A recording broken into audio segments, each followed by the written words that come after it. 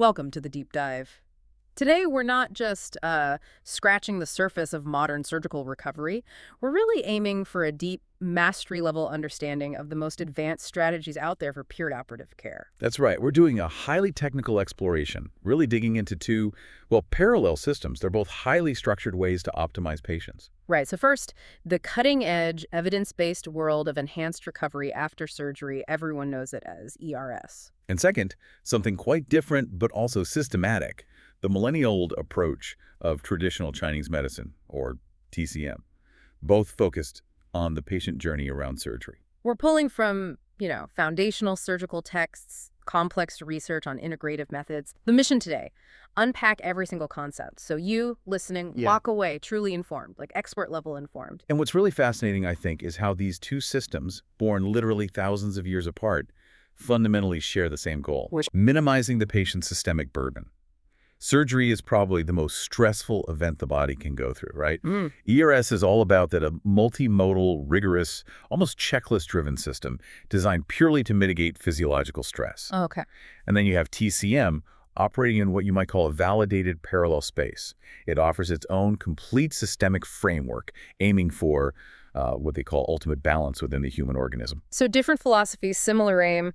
We're going to explore the hard science behind that ERS checklist, but also the deep heritage and the logic behind TCM's integrative methods. Exactly. Let's kick off with ERS. Where did this actually start? It feels like it's everywhere now, but it's relatively new, isn't it? Oh, very new in medical terms. It really began in Copenhagen, Denmark, Professor Henrik Kehlet, back in 1995. And what was the big idea? What was so radical? We have to remember the context. Classical surgical teaching was incredibly restrictive. Lots of fear of aspiration, fear of the anastomosis, the connection, failing. So lots of fasting, keeping patients in bed. Precisely. Kehlet challenged all that. He took a small group, just 9 patients having colon surgery, and introduced things that were, frankly, controversial then. Early food by mouth, getting patients walking almost immediately, and using epidural analgesia systematically for pain control. Controversial then, standard practice now for many. What happened with those first 9 patients? The results were stunning. Paradigm shifting, really. Yeah. Kehlet refined this multimodal approach, and by 1997, he published data showing the median hospital stay after a major operation, like a sigmoid resection, was slashed to just 2 days. 2 days. That's incredible. It completely challenged the established dogma, that kind of rapid recovery, that efficiency. Right. It made people sit up and take notice. Okay, but if the results were so clear back in 97, why did it take until 2001 for the official ERS study group to form? What was the holdup? Inertia, mostly. Deeply ingrained habits. Plus, surgical practice varied hugely from place to place, surgeon to surgeon. There was no standard. Professors Ken Fearon and Ollie Ljungqvist, who founded the group in 2001, saw this massive gap between the evidence, like Kehlet's work, and what was actually happening in operating rooms worldwide. So their goal was standardization. Exactly. Their mission was to create consensus guidelines, based firmly on evidence, to standardize best practices and overcome that huge variation, to establish a gold standard, basically. Okay, let's unpack this core philosophy then. You said ERA is more than just a checklist. It's a whole different way of thinking. It's a complete intellectual break from tradition, yeah. Classical surgical dogma, as we said, was driven by fear. Fear of leaks meant long fasting after surgery, waiting for bowel sounds. Which we now know isn't necessary. Right. Fear of pain meant heavy opioid use, which slows everything down, the gut, breathing, everything. Fear of, dehydration or something meant pumping in lots of IV fluids. Fear of falls meant keeping patients in bed. And ERS flips all that. Completely. The single unifying goal is physiological protection. It's about accelerating functional recovery by actively mitigating those intense metabolic and stress responses that surgery inevitably triggers. That's the engine behind fast-track recovery. And the key seems to be that word you used earlier, multimodal. That's where the magic happens, the synergistic benefit. If you take just one element in isolation, say, just giving less IV fluid, or just mobilizing the patient a bit earlier, the benefit is, frankly, modest. Okay. But when you weave all these elements, maybe 20 or 25 individual interventions, into one integrated package, an enhanced recovery pathway, or ERP, that's when the synergy kicks in. Those small benefits multiply, they compound each other. And that leads to the big results we hear about. Absolutely. Yeah. Faster return to how the patient was functioning before surgery, reduced length of stay, obviously, significantly fewer complications, less morbidity, and importantly, downstream benefits lower costs for the healthcare system and society. Patients get back to work faster, need less home care. It all adds up. I think a lot of people still associate ERS mainly with colon surgery. Is that still the case? That's where it started, in Yeah. colorectal surgery, or CRS. But the core principles, protecting physiology, reducing stress, they apply pretty much universally. ERA's protocols are now standard or becoming standard across tons of specialties. Like what? Oh, urology, orthopedics, especially joint replacements, gynecology, thoracic surgery, bariatrics, you name it. And it's being used successfully in both big inpatient surgeries and even some outpatient procedures now. Let's shift gears to the prep phase then. Before the patient even gets to the OR, the pre-surgical evaluation seems critical. And you mentioned the anesthesiologist has a key role here. A huge role. This idea was actually proposed way back in 1949 by Dr. J. Albert Lee. But the modern pre-anesthetic clinic is vital. What are the tangible benefits? They're really dramatic, impacting both safety and just, well, efficiency. Rigorous evaluation means you optimize the patient before surgery day. Institutions see about a 55% drop in unnecessary preoperative tests. Saving money and hassle. Exactly. And get this, an astonishing 88% reduction in day of surgery case cancellations. That's massive for OR flow, resource use, patient anxiety. It also leads to shorter overall hospital stays and lower in-hospital mortality. Plus, it's the crucial time for that patient consultation, explaining what the whole perioperative experience will be like. Which leads into the next point.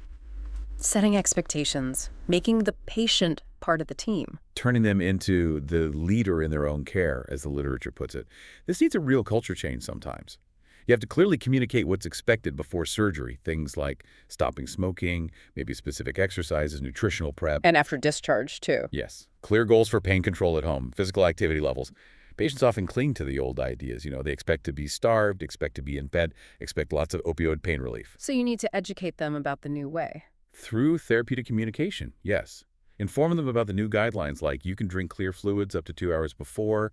The pain plan focuses on non-opioids so they can anticipate things calmly and participate fully. But you flagged a potential roadblock here, health literacy. This is a huge implementation challenge. In the U.S. alone, something like 90 million people struggle to understand health information. If your ERAS instructions are written like a medical journal article, they just won't get followed. So keep it simple. Crystal clear, concise, and written at no higher than a 6th grade reading level. That's the recommendation. Using audio-visual aids like short videos could be incredibly helpful too, especially for complex things like exercises or medication schedules. Okay, let's talk nutrition. Why is fueling up before surgery so important? It feels a bit counterintuitive when you're about to undergo trauma. Because surgery itself kicks off this severe catabolic state. It's like flipping a switch to breakdown mode. You get systemic inflammation, rapid depletion of nutrient stores. So pre-op nutrition is like putting fuel in the tank before the race. Exactly. It mitigates that depletion, prevents the body from going into starvation mode even before the first cut. We strongly prefer using the gut, the enteral route, whenever possible. RV feeding, parenteral nutrition, that's really reserved for patients who are already profoundly malnourished. And what kind of fuel are we talking about? Standard supplements versus this immunonutrition? Right, so standard oral supplements are basically high-protein, high-calorie good for building general reserves. Immunonutrition supplements are a step beyond that. They're sort of bioactively engineered. How so? They add specific ingredients. Oh. Things like the amino acid arginine, which is key for boosting the immune system and helping tissues repair themselves, and omega-3 fatty acids, which actively help to control or mediate inflammation throughout the body. Is the dosing figured out for these? Not universally. The optimal dose and frequency are still being studied, but the evidence is clear. Using these products preoperatively has a definite positive impact. It reduces post-surgical complications. It's like fighting the inflammation before it even gets started. Makes sense. Next up is prehabilitation, training for surgery. That's a good way to put it. The formal definition is something like enhancing the functional capacity to withstand a stressful event. And the data, it's incredibly strong here. How so? There's a direct correlation. Lower physical fitness right before surgery equals higher rates of post-operative death and complications. We even use specific tests like cardiopulmonary exercise testing or CPET. It's a powerful independent predictor of survival, especially after really complex stuff like lung surgery. Wow. But what about patients who seem too frail? People with serious heart or lung conditions, can they really do prehab? That's the common misconception. Even those high-risk patients still get measurable benefits. There was a trial in cardiac surgery patients, even low-risk ones, where prehab cut a day off the ICU stay. That's significant. It is. And we know that even patients getting tough treatments like chemo and radiation for rectal cancer can still manage intensive interval training beforehand. Even really short bursts of prehab, like just 1 to 7 days before major abdominal surgery, have been shown to reduce complications. Any prep helps.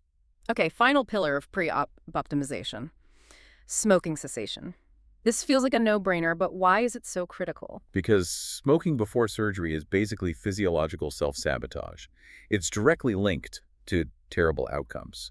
Higher mortality, longer time on the ventilator, more pneumonia, more blood clots, deep venous thrombosis or DVT, and really poor wound healing. Even bone fusion after orthopedic surgery is impaired.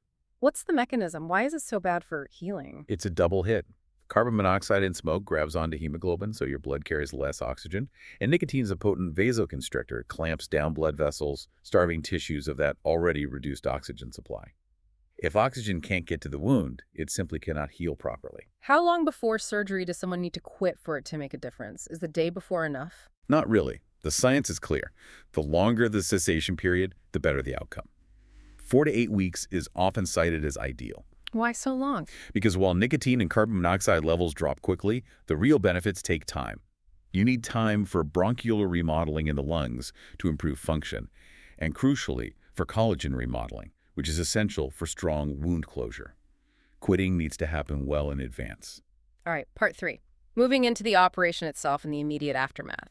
We have to confront that metabolic stress response you mentioned earlier. This seems central to why ERAS works. It absolutely is. This is the core physiological challenge surgery presents. The body unleashes this massive cascade, a neuroendocrine response, surges of stress hormones like cortisol, activation of cytokines. The whole immune system gets involved. And the end result is catabolism, breakdown. Yes, it throws the body into a catabolic state. It starts breaking down its own tissues, primarily muscle protein.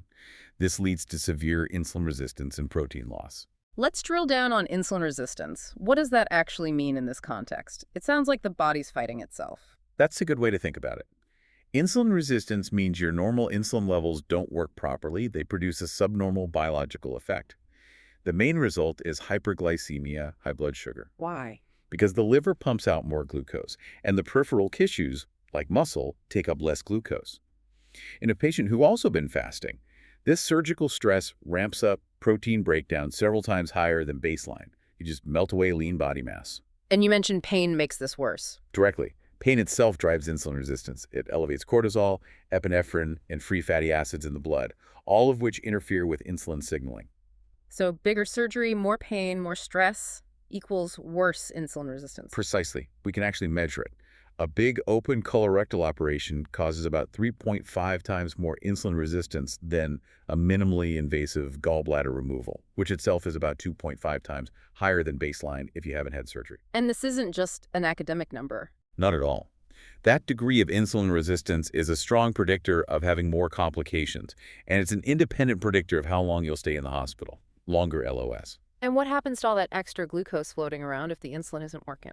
In tissues that don't need insulin to take up glucose, the high sugar levels force increased glycolysis, which unfortunately also leads to the formation of oxygen-free radicals. Nasty stuff. Very nasty. These free radicals damage cells and fuel more inflammation, which then causes even more insulin resistance. It's a vicious cycle, a metabolic downward spiral. Which brings us back to fasting. ERAS throws out the old rules here. Completely. The traditional 6 to 12-hour mandatory fast. It just makes the catabolism and insulin resistance worse, totally unnecessarily. So what are the modern guidelines? Much more liberal and patient-friendly. Clear liquids are generally allowed up to 2 hours before anesthesia induction. Solid food, usually 6 hours. There are exceptions, of course, for conditions like gastroparesis. And the big fear aspiration isn't increased. High-quality evidence shows it is not. This practice doesn't increase aspiration risk, but it dramatically reduces patient discomfort. Less hunger, thirst, anxiety, even less nausea before surgery. Okay, and this leads right into carbohydrate loading. I have to admit, this sounds weird. Giving a surgical patient a sugary drink right before surgery, Isn't that risky? Won't their blood sugar spike and crash? That's the old dogma talking. It's a great question. The key is the type of drink. It's a specific carbohydrate-rich, hypoosmolar clear liquid, typically about 100 grams the night before, then another 50 grams 2 to 3 hours prior. Hypoosmolar, meaning it leaves the stomach fast. Exactly. That mitigates the aspiration risk. And its purpose is purely metabolic. It shifts the body out of that fasted catabolic state and into a fed anabolic state before the stress hits. So it primes the pump. Precisely. It stimulates glucose uptake by the cells, improves insulin sensitivity right off the bat, reduces protein loss from muscle, and studies even show it improves muscle strength after surgery. It's an immediate metabolic shield. Fascinating. Let's move into the OR itself. Surgical technique matters. Hugely. Minimally invasive surgery, MIS laparoscopy, robotics is generally preferred whenever appropriate. Less trauma means less stress response, shorter LOS, fewer complications. That's a core EORAS principle. And what about tubes and drains? The things that keep patients tethered to the bed. Limit them. That's another mandate. Routine use of things like nasogastric tubes, urinary catheters, surgical drains, they should be avoided unless absolutely necessary. Why? Because they hinder early ambulation, and getting the patient moving is paramount. Right.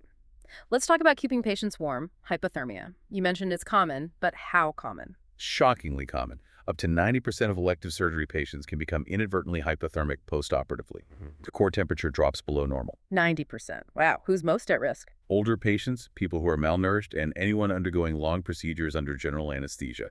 And the consequences are serious. How serious? If you look at the data, the relative risk tables are stark. Hypothermia increases the risk of impaired wound healing by over 3 times, RR 3.25, and the risk of cardiac problems, arrhythmias, even heart attack, goes up almost 4.5 times, RR 4.49. Just from being cold? Just from being cold, it's a massive physiological stressor. How does the body lose so much heat in a modern OR? 4 main ways. Radiation is the biggest heat. Just radiating off the patient's exposed skin to the cooler room accounts for maybe 50–70% of loss. Yep. Then convection air currents, the air conditioning blowing over the patient, maybe 15–25%. Okay. Then evaporation, moisture evaporating from open wounds or wet skin, about 5–20%. And finally, conduction, direct contact with cold surfaces like the OR table, but that's usually minor, 3–5%. And anesthesia makes it worse. Yes, general anesthesia messes with the body's thermostat, impairing vasoconstriction and the ability to shiver effectively. Plus, you're often infusing cool IV fluids or using cool irrigation. So prevention is key. How do we do that? Actively. You need active warming measures. Forced air warming blankets, ideally starting before anesthesia induction pre-warming. Thermal insulation, keeping the patient covered. Warming the OR itself. And ensuring all IV fluids and irrigation solutions are warmed up. Normothermia is the goal. Got it. Next critical intraop strategy. Preventing blood clots. Venous thromboembolism, VTE. Still a huge killer.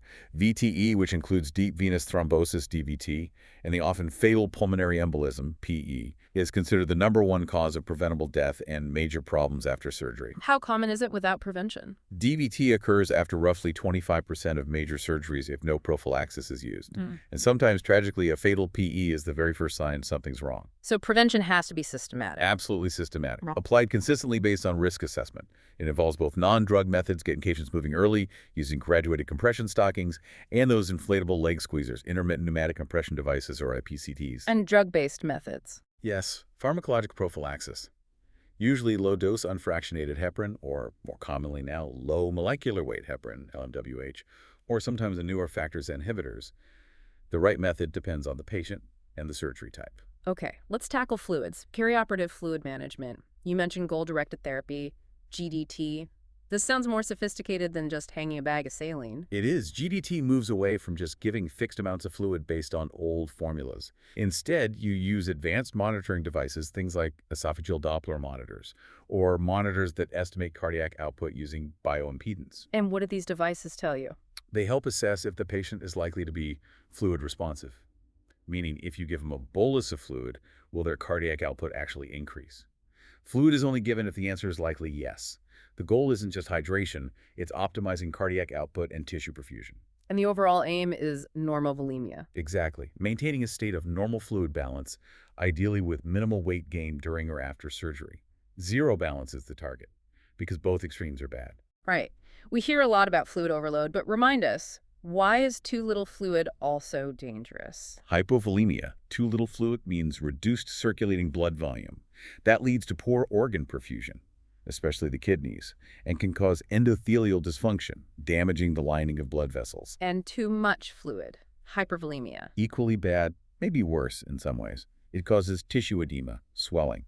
Splanchnic edema means a swollen, waterlogged gut, which impairs function.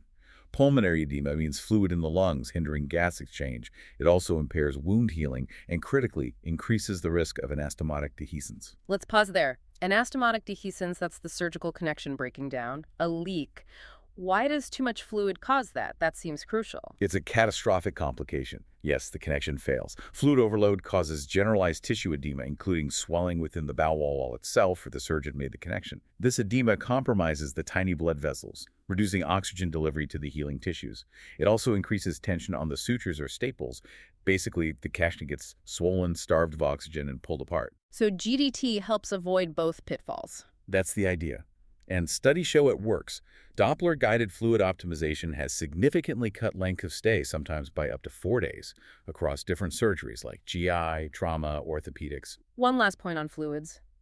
Does the type of fluid matter? Like saline versus something else? It absolutely matters. Generally, crystalloid salt solutions are preferred as the primary fluid over colloids like albumin. But here's a really important point. The specific danger of using large amounts of 0.9% normal saline. What's wrong with normal saline? It's everywhere. It's cheap and common, yes, but it's not normal physiologically. It has a high chloride content. Giving lots of it leads to hyperchloremia, too much chloride in the blood. And that's bad. It's independently associated with increased mortality. The odds ratio is about 2.05, so double the risk of dying or having major complications like acute kidney injury or serious infections just from the type of IV fluid messing up the body's acid-base balance. Wow, so what's the alternative? Using balanced crystalloid solutions is recommended. Things like Plasmolite or Hartmann's solution. Their electrolyte composition is much closer to human plasma, avoiding that chloride overload. It seems like a small detail, but it has major implications. Okay, moving into part 4. Managing pain and getting the patient recovered after the surgery is done. Let's start with pain itself. The approach has really shifted, hasn't it? Dramatically.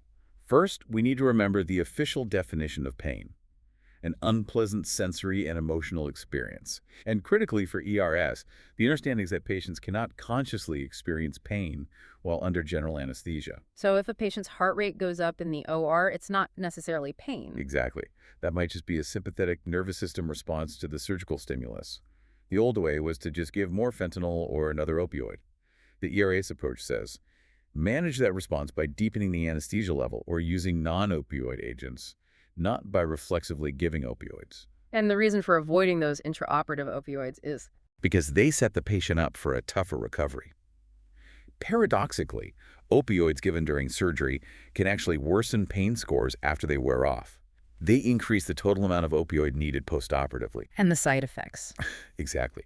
Profound multi-organ side effects. Respiratory depression, nausea and vomiting, PONV, urinary retention, slowing down the gut leading to ileus, and even suppressing the immune system. Minimizing opioid exposure in the OR is key. So the answer is multimodal analgesia. Break that down for us. What does that involve? It means using multiple different types of pain relief that work through different mechanisms, all with the goal of reducing the need for opioids. We start with scheduled non-opioid medications. Like Tylenol. Acetaminophen, yes, and non-steroidal anti-inflammatory drugs, NSAIDs, things like celecoxib. Also, gabapentinoids like gabapentin or pregabalin. They help reduce pain and opioid side effects, although you do have to watch for their own side effects, like dizziness or visual issues. Are there other drugs used right in the OR? Yes, adjunctive agents. Intraoperative ketamine, lidocaine infusions, even magnesium. These are all opioid-sparing. They reduce the need for opioids. And importantly, they might help prevent a really tricky problem called opioid-induced hyperalgesia. Hyperalgesia. The pain drug makes you more sensitive to pain later. That sounds completely backward. It's a real phenomenon. High-dose or prolonged opioid exposure can actually sensitize pain pathways, making patients more sensitive to pain stimuli later on, potentially contributing to chronic pain. It's another reason to minimize opioid use. So, avoiding IV opioids, what's the alternative for strong pain relief? Regional anesthesia techniques are strongly preferred. This includes things like epidural analgesia, where medication is infused near the spinal cord, or spinal analgesia, intrathecal, or peripheral nerve blocks, numbing specific nerves or groups of nerves supplying the surgical area. And these are better than the old PCA pumps. Patient-controlled analgesia. Generally, yes. Regional techniques often provide superior pain relief, especially for movement-related pain, and they avoid all those systemic side effects you get when opioids are circulating throughout the body via an IV PCA. Okay, let's talk about postoperative nausea and vomiting, PONV. Often dismissed, but it sounds like a big deal in ERS. It's incredibly debilitating for patients and a major driver of delayed recovery and increased costs. The incidence can be really high, up to 80%, if you combine nausea and vomiting in high-risk groups. Nausea may be 50%, actual vomiting around 30%. Who's at highest risk? We know the main risk factors: being female, being a non-smoker, younger age, the type of anesthesia used, volatile gases and nitrous oxide, are worse postoperative opioid use, naturally, and certain types of surgery, like gallbladder removal or laparoscopic procedures. So how do you prevent it? Prevention is key. You want to target it before it starts. Strategies include avoiding general anesthesia, if regional is an option, using totally intravenous anesthesia, TIVA, which avoids those volatile gases, minimizing opioids, as we discussed, keeping the patient well hydrated, and using prophylactic anti-nausea medications. What drugs work best? Often a combination approach is needed for high-risk patients. Common agents include dexamethasone, a steroid, ondansetron, a 5-HT3 antagonist, and Prepitant, an NK1 antagonist. The goal is multi-receptor blockade. Right. Now let's move to the gut. Early nutrition is part of ERS, but what about postoperative LES, the gut shutting down? Postoperative LES, that temporary paralysis of the bowel, is a massive headache. It's probably the most common reason for prolonged hospital stays after major abdominal surgery, and a major cause of readmissions happens in up to maybe 19% of cases. It easily doubles hospital costs. How do you reduce the risk? By tackling the known risk factors, choosing minimally invasive surgery when possible, keeping surgery time short, avoiding prolonged fasting, preventing fluid overload, and again, minimizing opioid use. What about nasogastric tubes, NGTs? Didn't surgeons used to put those in routinely to rest the bowel? They did, but routine prophylactic NGTs, putting one in just in case, must be avoided. Good studies show they actually delay the return of gut function and increase the risk of pulmonary complications, like pneumonia, without actually preventing anastomotic leaks. Interesting. What about things like chewing gum? I've heard that helps wake up the gut. Chewing gum acts as sham feeding, stimulating the cephalovagal reflex. There was a lot of interest in it, and some studies showed modest benefits. But honestly, its benefit seems much less clear now that early actual feeding starting liquids or food within 24 hours is standard practice in ERIS protocols. Early feeding itself is probably the stronger stimulus. Are there specific drugs for Elias? Yes, the main one in the U.S. is alvamopan. It's a peripherally acting mu-opioid receptor antagonist. It basically blocks the constipating effects of opioids on the gut without blocking their pain relief effects in the brain. Does it work? Pooled data shows it reduces the need for NGT reinsertion, speeds up the return of bowel function, and allows patients to tolerate food sooner, leading to discharge almost a day earlier on average. It seems particularly helpful after open abdominal surgery, less so perhaps after laparoscopic procedures where there's less gut manipulation. Okay, last piece of the recovery puzzle. Yep. Mobilization. Getting patients up and moving. Absolutely non-negotiable and needs to start early, like day 0 or day 1. Prolonged bed rest is disastrous. It causes rapid deconditioning, muscle loss.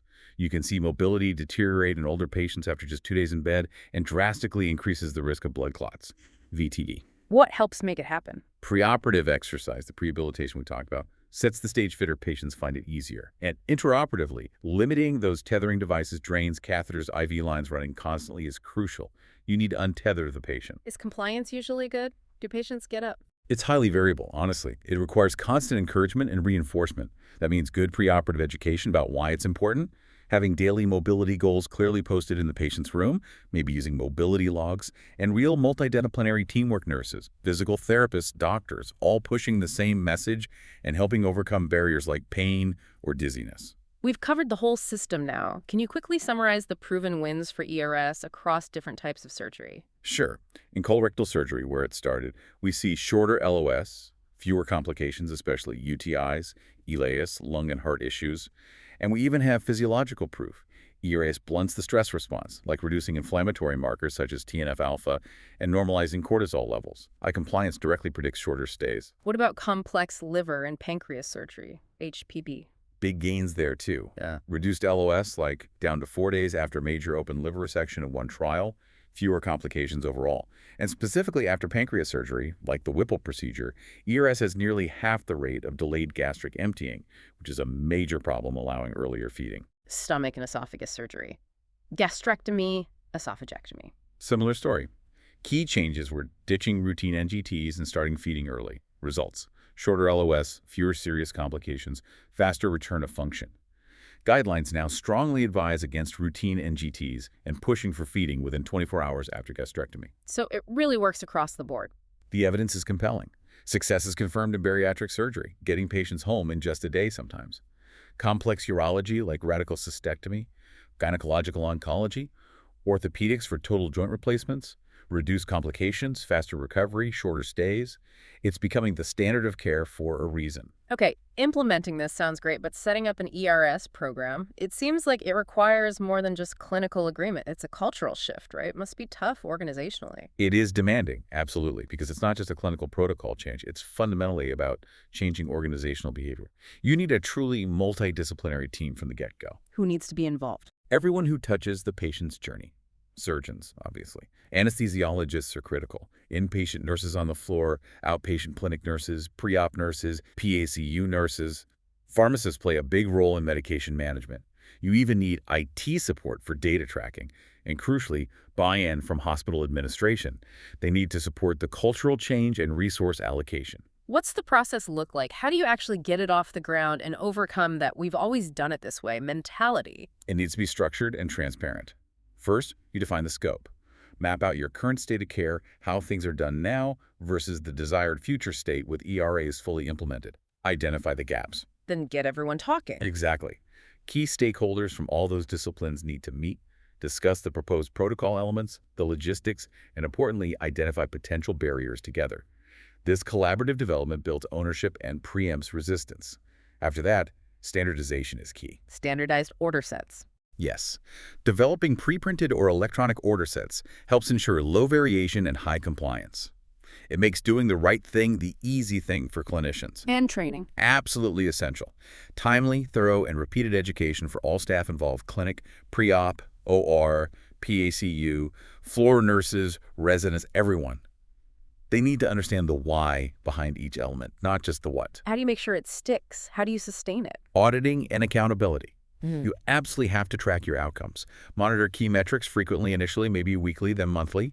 Things like length of stay, readmission rates, maybe specific process measures like PCA utilization or ambulation distance. And feed that data back to the team. Constantly. Show them the results. And crucially, get a financial team involved. Track the cost savings, which can be substantial from reduced LOS, fewer complications, less medication use. Ideally, those savings should be reinvested back into the program for ongoing education, data support, maybe expansion to other service lines. That demonstrates value and helps ensure long-term sustainability. Okay, we've thoroughly covered the science and structure of ERS. Now, let's pivot as promised. We want to explore traditional Chinese medicine, TCM, in this perioperative context. Given our goal today is mastery, we really need to understand how this parallel system approaches patient care around surgery. It's a fascinating shift in perspective, but you see some overlaps in goals. TCM is, of course, one of China's oldest cultural heritages. It's rooted in literally thousands of years of practice and a very distinct philosophy. Where ERS focuses on physiological protection, what's the core aim of TCM? The ultimate goal in TCM is achieving ultimate balance within the human organism. For surgery, this means restoring the smooth flow of qi, vital energy, regulating the body's systems, and preventing stagnation or deficiency that can result from the trauma and stress of the operation. Where does this system originate? What are the foundational ideas based on? The theoretical groundwork was laid down a very long time ago, maybe 2,000 years, in texts like the Huangdi Neijing, the Inner Canon of the Yellow Emperor. It covers anatomy, physiology, diagnosis, treatment principles, a comprehensive foundation. There's also the Shennong Benkao, an ancient herbal pharmacology text detailing hundreds of medicinal substances. It shows the incredible history of this systematic approach. And today, there's a push towards integration, combining TCM with Western medicine. Very much so, especially in modern China. While historically separate, the philosophy now is often described as using their respective strengths, reaching the same goal by different means. They seek to learn from and integrate both approaches. And this integration has yielded results. Absolutely. The most famous example internationally is probably the Nobel Prize awarded in 2015 for 2UU's discovery of artemisinin. It's a powerful malaria treatment derived from a traditional Chinese herb, sweet wormwood, highlighting the potential when ancient knowledge is validated with modern scientific rigor. Okay, so how does TCM apply specifically to the surgical patient journey? Let's follow the phases like we did for ERS. Preoperative optimization, does TCM address nutrition? It does, but through its own diagnostic lens. TCM practitioners often identify what they call asthenic symptoms in pre-surgical patients, things we might label as malnutrition or hyperproteinemia. Their principle is treating deficiency with tonification. Tonification, meaning building up. Essentially, yes, building up deficient energy or substances. They use specific herbal formulas known as decoctions. Examples include Shiquan Dabu decoction, all-nourishing decoction, or Buzong Yiki decoction. These are prescribed for patterns diagnosed as deficiency of vital energy and blood syndrome. And the goal is similar to ERAS pre-op nutrition. The goal is similar. Regulate organ function, like liver and kidney according to TCM theory, enhance the patient's overall status, and build reserves to better withstand the upcoming surgical stress. It parallels the concept of immunonutrition in a way, aiming to bolster the patient beforehand. What about bowel preparation, especially for GI surgery? TCM has established methods here too, using principles like purgation and offensive precipitation. Specific decoctions like large Chenki decoction or seasoning Chenki decoction are used To do what? to stimulate gastrointestinal motility, improve blood flow to the internal organs, viscera, and effectively cleanse the bowel. The aim, much like modern bowel preps, is to reduce the bacterial load, prevent infection, and minimize the effects of endotoxins that can be released during GI surgery. Can TCM be used in really sick patients, like those in shock or with severe infections? Yes, often as an adjunctive therapy alongside conventional Western treatment. For instance, in traumatic or anaphylactic shock, a formula called flavored pure ginseng decoction has been traditionally used with the aim of rapidly raising blood pressure to help stabilize the patient. And for serious infections? For conditions like severe cholangitis, bile duct infection, or necrotizing pancreatitis, specific complex herbal formulas like Kingdon decoction or Kingi decoction might be used adjunctively. The principles here are to clear heat and toxins, remove stasis, and sometimes purge the bowel, essentially aiming to reduce inflammation and infection burden systemically. Okay, pain management. ERES uses multimodal, non-opioid approaches. Does TCM offer alternatives to reduce opioid reliance? This is a major area of research and application for TCM. Acupuncture analgesia research actually started back in the 1950s in China. This led to the development of combined acupuncture and medicine anesthesia. And the goal was opioid reduction. Yes, studies show this combination could reduce the required dose of potent opioids, like fentanyl, by as much as 50%. How does acupuncture work for pain, according to modern understanding? The validated mechanism involves modulating the body's own pain release system. Acupuncture stimulates the release of endogenous opioids, particularly encephalin, within the central nervous system. Encephalin acts to inhibit pain signals from reaching the brain, effectively raising the patient's pain threshold. Electroacupuncture, specifically applying electrical stimulation to the needles, seems particularly effective in reducing fentanyl requirements and associated side effects. What about PONV, postoperative nausea and vomiting? ERAS uses drugs and TIVA. Does TCM have non-drug options? Absolutely, and this is another area with strong evidence and overlap. Applying acupuncture or transcutaneous electroacupuncture TEA, which uses pads on the skin instead of needles at a specific point called P6, or the Neiguin acupoint on the wrist, is remarkably effective. How effective? Studies show its efficacy is comparable to standard antiemetic drugs like ondansetron for preventing PONV. And the mechanism? TA seems to work by improving gastric motility, reducing those transient lower esophageal sphincter relaxations that contribute to reflux and nausea, and suppressing backward peristalsis in the esophagus. Certain herbal formulas, like Lu Jun Ziet decoction or Chenki decoction, are also used perioperatively with the aim of relieving nausea and reducing abdominal bloating. Okay, and that other major post-op complication, ileus, the paralyzed gut, how does TCM approach this? TCM methods are frequently used, often combined with the ERAS principle of early feeding, to promote GI recovery. The Dokanki decoction we mentioned for bowel prep is also used postoperatively to improve gastric rhythm and intestinal movement after major surgery. Acupuncture, too. Yes. Research has looked at combining acupuncture with herbal formulas like sema decoction. One study found this combination was actually superior to chewing gum alone in reducing the incidence of postoperative ileus after colorectal surgery. So it suggests a potentially powerful synergistic effect. Interesting. Can we touch on just a couple of specific surgical conditions where TCM might be applied? Sure. For something like early, uncomplicated acute appendicitis or even a contained periappendiceal abscess, TCM offers potential non-surgical management, often alongside antibiotics.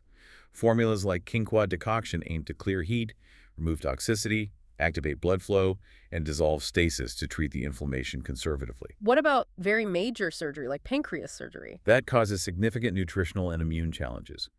Here, TCM treatments like intravenous astragalus injection, derived from a herb, or the Shikwan Dabu decoction we mentioned earlier might be used specifically for nutritional support and to bolster immune function during the stressful recovery period, again paralleling ERA goals. And one more, adhesive ileus, bowel obstruction from old scar tissue, a chronic problem sometimes. Yes, a difficult condition.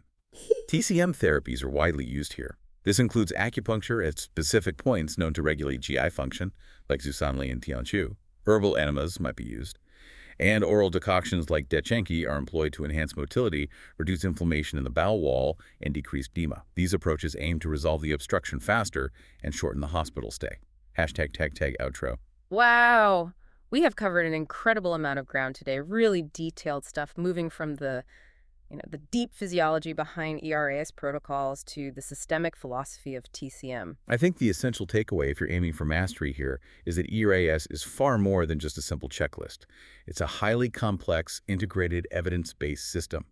Every single element is designed synergistically to shield the patient's physiology, minimizing that catabolic stress response we talked so much about. From the prehab and carb loading right through to the fluid management and multimodal pain control. Exactly. Each piece plays a specific, measurable role in accelerating that return to function. And then, operating in parallel, you have traditional Chinese medicine.